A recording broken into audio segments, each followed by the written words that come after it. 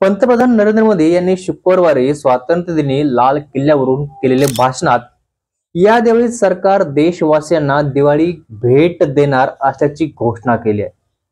आम्ही राज्याशी चर्चा केली आहे आणि दिवाळीपर्यंत जीएसटी मध्ये सुधारणा आणू जी नागरिकांसाठी दिवाळीची भेट असणार।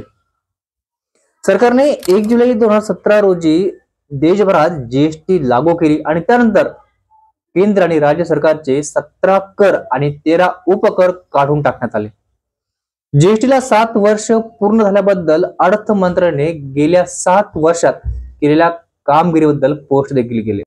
नरेंद्र मोदी यांनी घोषणा केली की आगामी दिवाळीत वस्तू आणि सेवा कर म्हणजे जीएसटी प्रणालीमध्ये नियोजित सुधारणा केल्या जातील आणि यामुळे देशातील करांचा बोजा कमी होईल। जीएसटी कौन्सिलची बैठक सप्टेंबर महिन्यात होणार आहे आणि यावेळी सर्वसाधारण सभा होणार नाही। सूत्रांनी दिलेल्या माहितीनुसार या बैठकीत नेक्स्ट जनरेशन जीएसटी रिफॉर्म्स मंजूर केले जाऊ शकतात। याचा तुमच्या स्वयंपाकघरापासून ते तुमच्या आरोग्य धोरणापर्यंत सर्व गोष्टीवर थेट परिणाम देखील होणार आहे।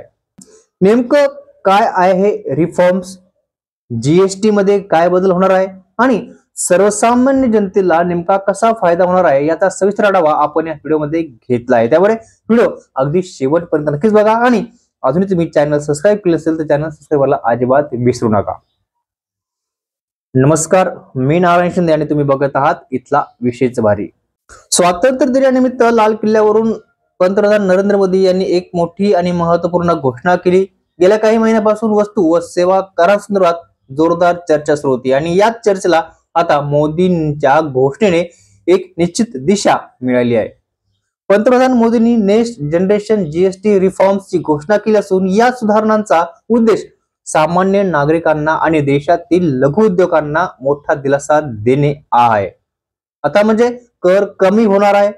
सगळ्यात महत्त्वाचं म्हणजे 12% जीएसटी असल्या वस्तू म्हणजे ज्या वस्तूवरती 12% जीएसटी आहे तो आता 5% स्लॅब मध्ये येऊ शकतात। म्हणजे 12 जीएसटी लागणार होती, 12% जीएसटी लागणार होती, आता त्याच वस्तूवरती म्हणजे 5% जीएसटी लागणार आहे।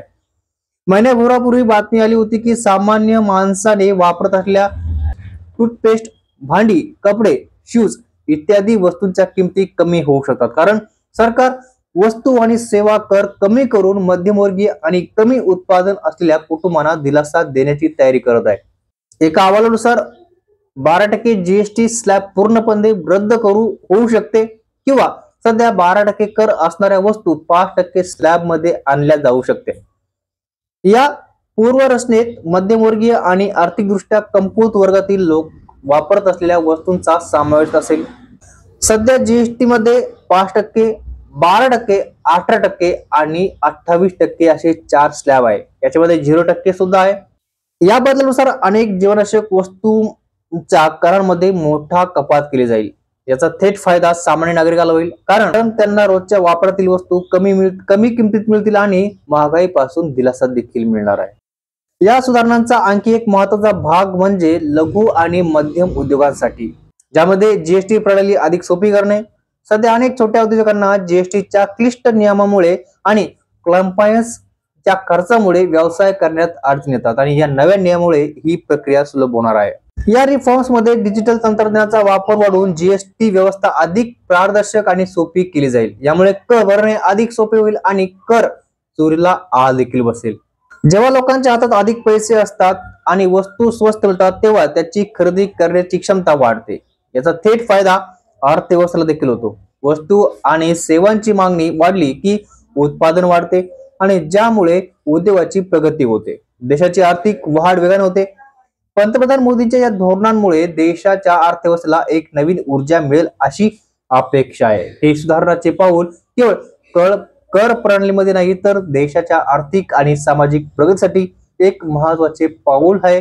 या गोष्टीच्या देशभरात नागरिकांमध्ये एक सकारात्मकता पसरलेली आहे। मित्रांनो, तुम्हाला काय वाटतं, जीएसटी मध्ये सुधारणा केल्यानंतर सर्वसामान्यांना दिलासा मिळेल का, महागाई कमी होईल का? नक्की कमेंट करून सांगा आणि असेच माहितीपूर्ण व्हिडिओ बघण्यासाठी चॅनल नक्की सबस्क्राइब करा। धन्यवाद।